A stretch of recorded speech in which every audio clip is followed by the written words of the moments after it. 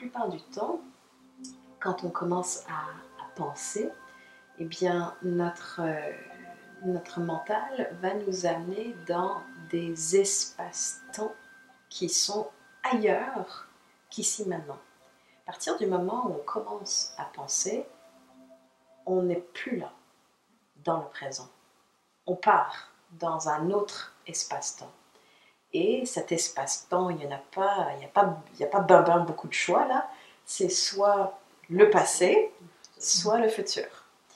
Et quand on rumine sur le passé, sur « Ah, pourquoi j'ai fait ça? Ah, j'aurais dû faire ça. Et puis, ah, pourquoi ça s'est passé comme ça? Ou lui, il a fait ça. Ouais, il a fait ça. » Quand on est dans cette rumination du passé, en fait, on est constamment en train de réactualiser dans le présent cette histoire qui n'existe nulle part dans le présent ailleurs que dans notre tête.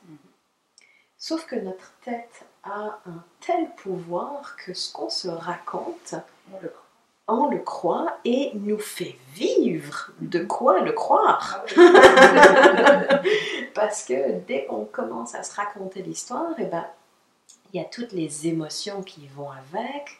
Les émotions qu'on ressent nourrissent encore plus le dialogue intérieur, le discours, qui va nourrir les émotions, puis ça devient une loupe, une boucle fermée qui s'auto-entretient. Et pendant que tout ça c'est en train de se passer, eh bien on est complètement, encore une fois, coupé, dissocié du moment présent, dans lequel souvent il ne se passe pas grand-chose. Donc le pouvoir d'accueillir, c'est vraiment cette capacité, ce placement en soi qui est capable de constamment, ou le plus constamment possible, s'ajuster entre ce que j'imagine, ce que je formule, ce que je planifie, ce que je organise, ce que je veux, ce que je projette, et puis finalement ce que cette grande intelligence, conscience vivante qu'est la vie amène. Parce qu'il y a mon plan et il y a le plan divin ou le plan de la vie. Et vous remarquez que c'est toujours elle qui a le dernier mot. Quoi qu'il en soit. Donc, finalement, est-ce qu'on n'est pas mieux vraiment d'apprendre à accepter, à accueillir, sachant que de toute façon, ce qui est, c'est tout. Ouais. Et donc c'est... Et puis alors, la petite nuance, c'est qu'on ne peut pas juste accueillir et accepter avec notre mental, de se dire « Ok, c'est bon, j'accepte, j'accueille. » Yes. C'est ça, c'est bon, d'accord. Okay.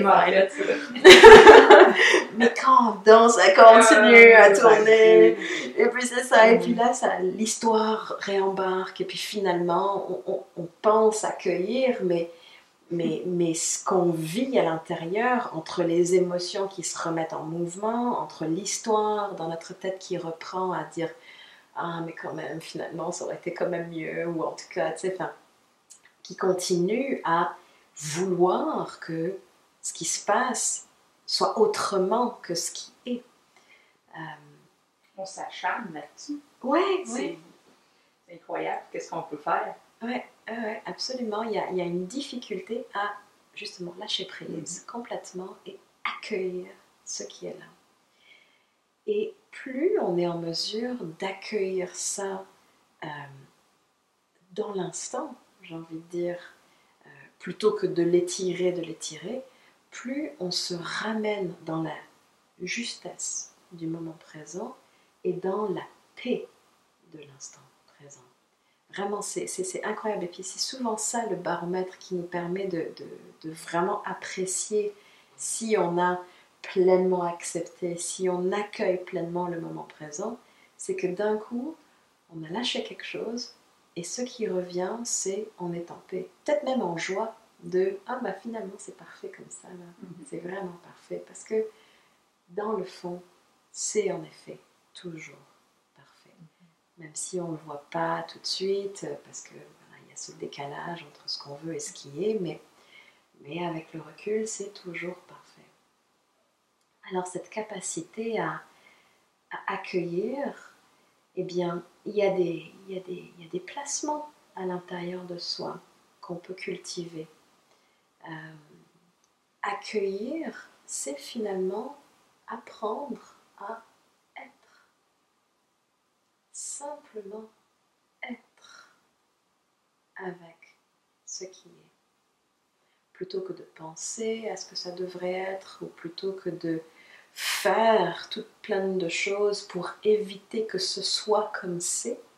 Évidemment, il y a des moments où on se met en action, puis il y a des moments où c'est juste aussi, mais arrivent certains moments dans la vie ou certaines situations où il n'y a rien à faire, où il n'y a rien...